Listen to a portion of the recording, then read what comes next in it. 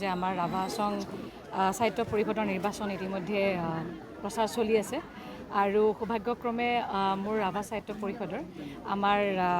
ৰাভা হাছং যৌথ সংগ্ৰাম সমিতি আৰু ভাৰতীয় জনতা পাৰ্টিৰ ৩ নং ধনুভাঙা সাধাৰণ পৰিষদৰ সমষ্টিৰ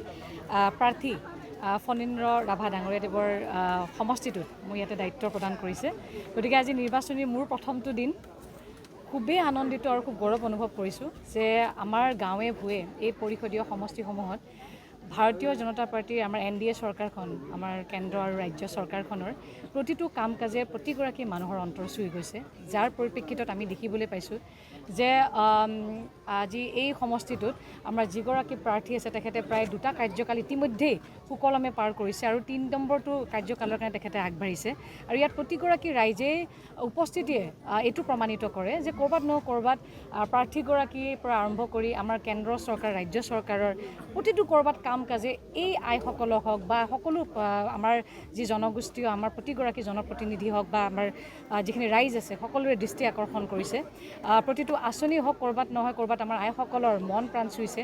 যাৰ পৰিপ্ৰেক্ষিতত আজি এই সভাবিলাকত শ শ সংখ্যক লোকে আজি উপস্থিত হৈছেহি। গতিকে আমি আশাবাদী আৰু আমি কাৰো বেয়াকৈ কৈ পেলাই আমি ওলাই আহিব বিচৰা নাই। আমি আমাৰ যিখিনি ভাল চিন্তা আছে, ভাল যিখিনি কৰ্ম আছে, আমাৰ প্ৰাৰ্থীগৰাকী যি 2টা কাৰ্যকালৰ যি অভিজ্ঞতা আছে, প্ৰাৰ্থীগৰাকীক লৈ আমি ৰাইজৰ ওচৰত আহিছোঁ আৰু ৰাইজৰ ওচৰত আমি আমাৰ যিহেতু আমাৰ 2 তাৰিখে আমাৰ নিৰ্বাচন প্ৰক্ৰিয়াটো আৰম্ভ হ'ব,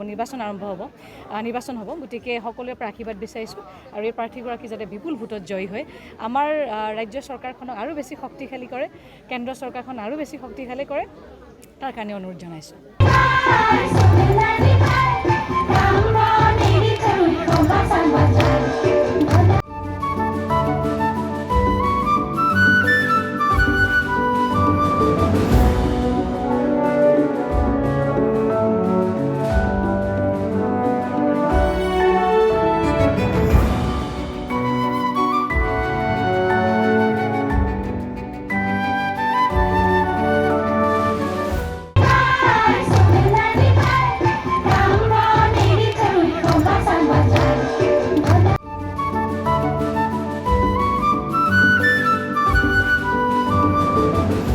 যিকোনো খবৰৰ বাবে যোগাযোগ কৰক 7099017330 লগতে 7099017110 নম্বৰত।